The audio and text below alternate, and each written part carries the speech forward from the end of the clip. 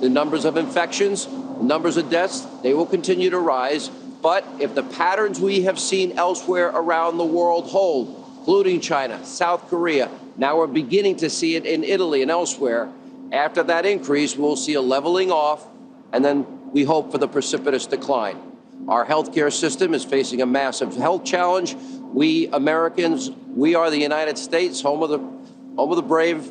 We're the land of the free, home of the brave. That's us. We're already rising to the occasion. Now, will everything be perfect? No, absolutely not. But the entire country, with the exception of the usual suspects in the media mob, and of course, do-nothing, psychotic, hate Trump Democrats, the rest of the country, it's all hands on deck. It's a tribute to the great citizenry in this country. And thanks to American ingenuity, hard work, determination, we will get through this. We will recover. We will be better. We will be stronger. We are rewriting the books on paradigms right before our eyes, a transformational time. And I guarantee you, we won't be calling travel bans xenophobic and fear-mongering and so on. It's an invisible enemy. We have to win. There's no option but to. One of the reasons Samaritan Purse has had to set up an emergency hospital in the middle of Central Park is because of the state and city government. Let me tell you about New York. This is really something we've got to deal with. They have failed the people of New York on a spectacular level. The lack of preparedness, a total dereliction of duty. Now, I understand that we're now in the middle of a major crisis. I'm not going to make it the focus of this show right now. New York is the epicenter of this deadly disease. And what we're now discovering is the state of New York and the city of New York were never prepared for a single thing. All of these efforts we see with Samaritan's Purse and the president. The president's building the hospitals. The president sent the ship.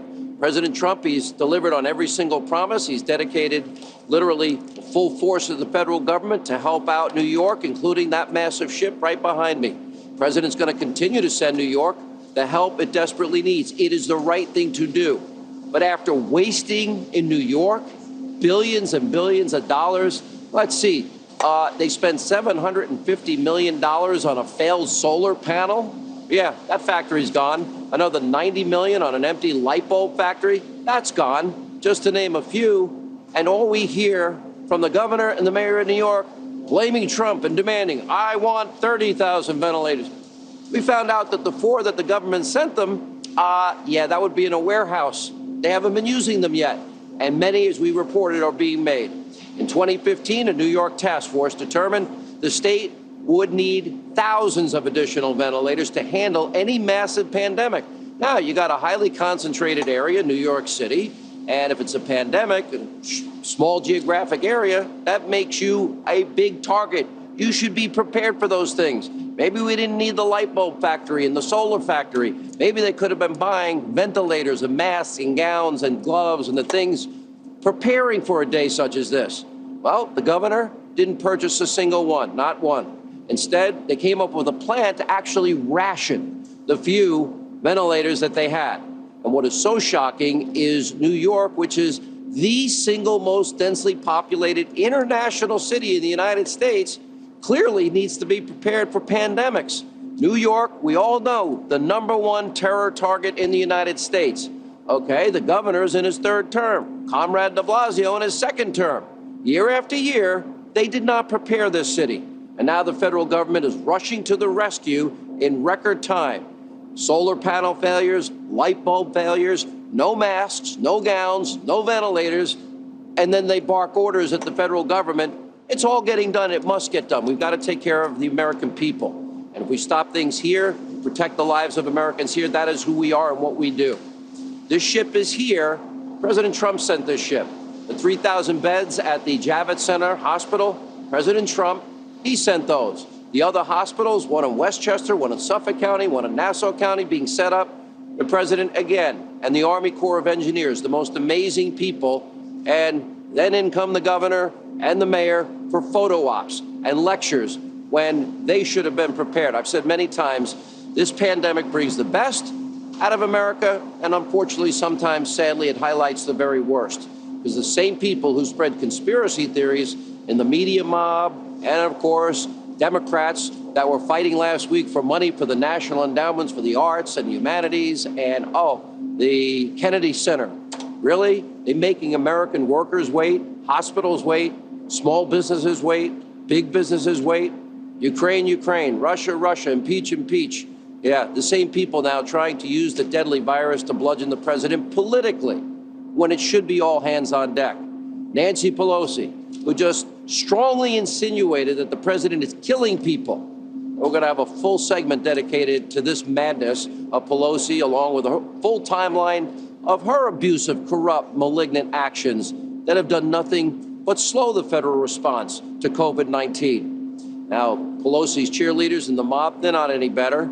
Over the weekend, Conspiracy TV, MSDNC, Chucky Todd, asking quid pro quo Joe if President Trump, the guy 10 days after the first known case in the United States, put a travel ban in effect, then put a quarantine in effect, does he have blood on his hands? You can't make this up. It's pathetic. Look. Your campaign put out in a critique of President Trump and says if he doesn't do these things, he could cost lives. Do you think there is blood on the president's hands, considering the slow response? Or is that too harsh of a criticism? I think that's a little too harsh. All right. Did Chucky Todd ask Biden any tough questions? Of course not. But he did hold Biden accountable for calling the China travel ban xenophobic and hysterical and fear-mongering. Absolutely not. Is Chuck Todd, does he seem interested in the truth or playing politics? His mission is to what? Prop up quid pro quo Joe, who's not doing very well, and of course try and bludgeon President Trump.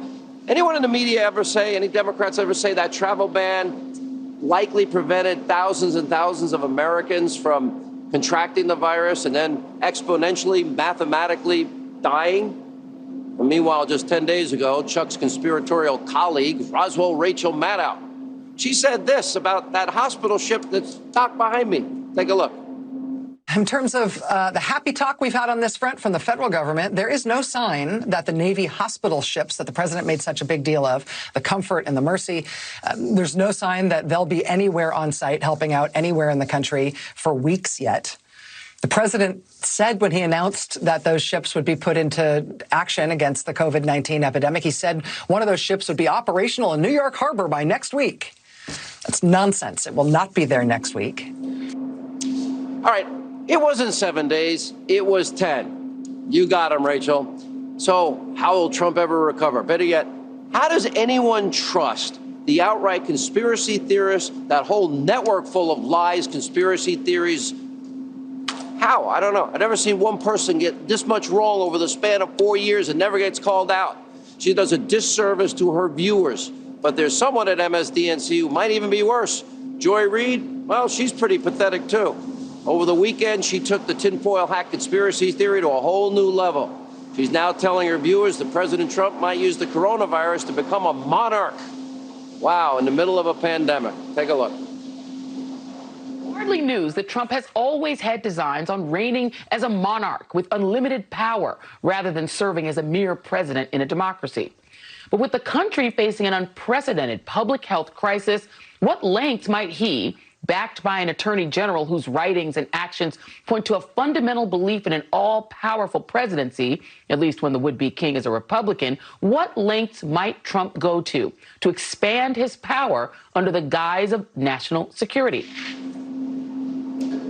So while Joy Reid tries to scare her viewers with lies and conspiracy theories, we are trying to get the health and the safety of the American people. Focus on facts without fear. And one topic that does deserve our attention is the malignant behavior of China's dictatorship. The world is suffering. Why? Because China, they have failed cover-up of COVID-19. A study came out from Great Britain last week. 95% of this could have been prevented. Look at the Sydney Morning Herald in Australia. While the virus was spreading out of control in Wuhan and that province in China, well, Chinese-controlled companies, they were buying up bulk quantities of medical supplies from them, knowing that they would probably need it themselves. They literally drained Australia's